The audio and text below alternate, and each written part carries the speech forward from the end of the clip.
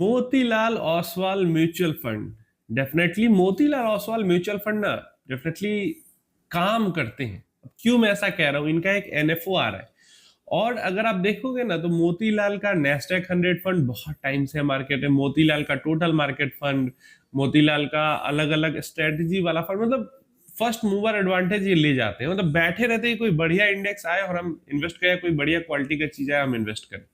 Fund managers में भी लगता है, मतलब टोटल टीम का मेहनत दिखता है मोतीलाल एएमसी के पीछे। अभी मोतीलाल का एक नया फंड आ रहा है, एनएफओ आ रहा है, एंड डेफिनेटली ये कोई एड वाला प्रमोशन वाला वीडियो नहीं है। और आपको पता है मैं एनएफओ में इन्वेस्ट करने के लिए भी मना करता हूं।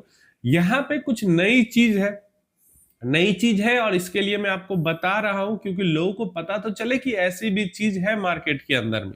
तो जो एनएफओ आ रहा है, ये एनएफओ का डेट यही ये महीना पूरा खींचेगा ये, तो 2 तारीख 3 तारीख से लेकर और 17 नहीं अगले महीने आएगा, जुलाई के महीने में एनएफओ आएगा। 3 तारीख से 17 तारीख तक एनएफओ में पार्टिसिपेट कर सकते हैं। देन 30 जुलाई से इसके अंदर नॉर्मल बाइंग सेलिंग शुरू हो जाएगी म्यूचुअल फंड के अंदर में। अब ये जो म्यूचुअल फंड आ रहा है का एनएफओ, इसका नाम है Motilal Oswal BSE mid cap 150 momentum 30 index fund. और ये जो इंडेक्स है ये बीएसई के मिड कैप 150 मोमेंटम 30 इंडेक्स को कॉपी करेगा, उस पे बेस्ड ये इंडेक्स फंड है। एनएसई का कौन सा है? नेशनल स्टॉक एक्सचेंज का है mid cap 150 momentum 50 index fund. और इसका क्या है? Mid cap 150 momentum 30 index fund. तो अंतर क्या हो गया? पहले ही आपको समझ में आ गया कि जो एनएसई का मोमेंटम इंडेक्स था उसमें 50 स्टॉक्स मिड कैप में से चुन के वो लोग इन्वेस्ट करते हैं, और इसमें 30 स्टॉक्स में ही इन्वेस्टमेंट करते हैं। तो कॉन्सेंट्रेशन यहाँ पे ज्यादा बढ़ गया है। प्लस एक चीज और है जो कि अलग है, जो एनएससी का mid cap 150 momentum 50 index fund है वहां पे क्वार्टरली रीबैलेंस नहीं होता था, वहां पे सेमी एनुअली रीबैलेंस होता है। यहाँ पे इस इंडेक्स के अंदर में क्वार्टरली रीबैलेंस होता है। समझ गए? हर क्वार्टर में रीबैलेंस होगा मोमेंटम स्कोर्स के बेस्ड पे, और जो भी इनका इंटरनल एल्गोरिदम है उनके बेस पे। आप अगर समझना चाहते हैं इसके बारे में पूरी तरीके से कि कितना वेटेज रखा गया, ऐसे 5% का कैप रखा गया कि एक स्टॉक के अंदर 5% से ज्यादा इन्वेस्टमेंट नहीं होगा। लेकिन अगर आप पूरी तरीके से पढ़ना चाहते हैं इसको, वेटेज कैसे होगा, रीबैलेंस कैसे होगा, स्ट्रेटजी क्या है इनकी, तो सारा कुछ यहाँ पे आप बीएसई की वेबसाइट पे जाके पढ़ सकते हो। अब ये जो इंडेक्स फंड है, मतलब इसका डेटा देखने के बाद मतलब आंखें खुली की खुली रह गई मेरी। क्यों आंखें खुली की खुली रह गई? 2-3 दिन पहले मैंने वीडियो बनाया है मिड कैप फंड्स को लेकर, एंड वहां पे आपको मैंने बताया कि पिछले 10 साल की अगर हम बात करते हैं रिटर्न्स के मामले में, तो जो एक्टिव फंड्स है म्यूचुअल फंड्स का जो एक्टिव फंड है उसमें जो मिड कैप कैटेगरी में सबसे बेकार परफॉर्म करने वाला का 14%, 14.5% रिटर्न है। सबसे अच्छा परफॉर्म करने का वाले का 20% रिटर्न है। और जो इंडेक्स है नॉर्मल मिड कैप 150 इंडेक्स, उसका 18% का रिटर्न है। और जो मोमेंटम इंडेक्स है मिड कैप 150 मोमेंटम 50, उसका 22% का रिटर्न है। क्लियर है? ये सब मैंने बताया आपको, 1-2 दिन पहले वीडियो बनाया था उसमें बताया। अब ये जो फंड है, ये जो इंडेक्स है एक्चुअली में जिसका ये म्यूचुअल फंड लॉन्च हो रहा है, इस म्यूचुअल फंड का जो पिछले 10 सालों का रिटर्न है, price return plus total return की भी बात करेंगे, क्योंकि प्राइस रिटर्न क्या होता है कि स्टॉक्स में कितनी ग्रोथ हुई, and total return stocks plus dividend में कितनी ग्रोथ हुई। तो जो प्राइस रिटर्न है पिछले 10 साल का वो है 27.57% का एज ऑफ 29 मई 2026, एंड 28.62 मतलब 28.5% का सालाना रिटर्न है पिछले 10 साल में इस इंडेक्स फंड का। मतलब समझ में आ रहा है कुछ? Normal mid cap index fund का 28% का रिटर्न है, 18% का रिटर्न है पिछले 10 सालों का सालाना।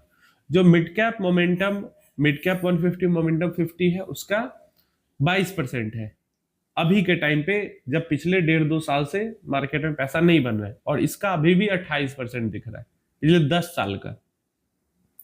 5 साल में 30% से ऊपर, 3 साल में तो 33% से ऊपर है, पिछले 1 साल में बस सिर्फ 13% का है।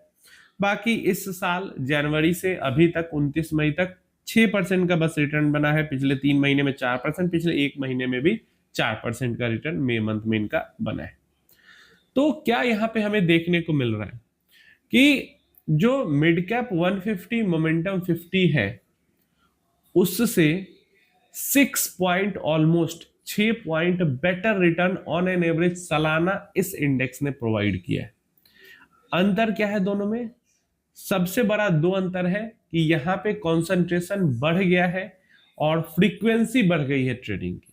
समझ रहे हो कि वहां पे 6 महीने पे बैलेंसिंग होती है, यहाँ पे 3 महीने पे बैलेंसिंग होती है। वहां पे 50 स्टॉक के अंदर इन्वेस्टमेंट होता है, यहाँ पे 30 स्टॉक के अंदर इन्वेस्टमेंट होता है। तो क्या हुआ? इसका नतीजा ये हुआ कि लंबे समय में रिटर्न 6 पॉइंट्स से on an average yearly basis पे बढ़ गए। थोड़ा सा इससे आगे बढ़ते हैं। अब देखो, रिटर्न बढ़ता है तो रिस्क भी बढ़ता है, ये सबको पता है।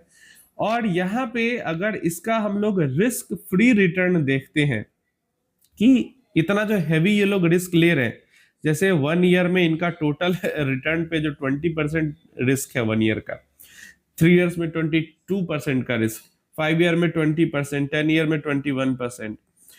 तो अगर रिस्क फ्री रिटर्न एनुअलाइज्ड इनका देखते हैं, ये सब CAGR में है, XIRR में नहीं है। तो रिस्क फ्री रिटर्न 1-1.5% का ही जो ये है वो बना पा रहे हैं। करंटली 32 के पी पे काम कर रहा है ये इंडेक्स। तो मोमेंटम इंडेक्स है, इतना कॉन्सेंट्रेटेड है, सबसे ज्यादा मोमेंटम वाले स्टॉक्स को चुनेगा तो हाई पी पे तो काम करेगा। प्रेजेंट टाइम पे भी 32 के पी पे काम कर रहा है। और अगर पी नॉर्मल इंडेक्स के मुकाबले में देखे तो ऐसा नहीं कि बहुत ही कुछ मतलब अंधाधुंध हो गया कि अब तो ये विश्वास करने लायक ही नहीं है। तो 30-32 का पी मिड कैप के लिए और खासकर मोमेंटम इंडेक्स के लिए ठीक है।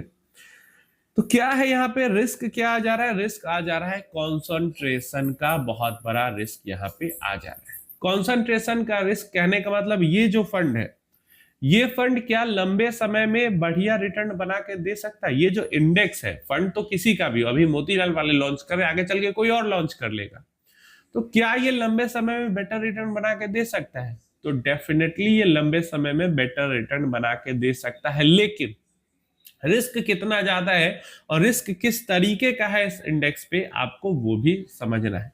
जैसे लंबे समय में आपको दिखा कि मोतीलाल का रिटर्न कितना बढ़िया बना, मोतीलाल मिड कैप का, लेकिन मोतीलाल मिड कैप के साथ भी एक बहुत बड़ा रिस्क छुपा हुआ था, वो था हाई कॉन्सेंट्रेशन का रिस्क। ये तो फिर भी 30 स्टॉक है, वो तो 20-21 स्टॉक के अंदर इन्वेस्ट कर रहे थे कुछ समय पहले तक।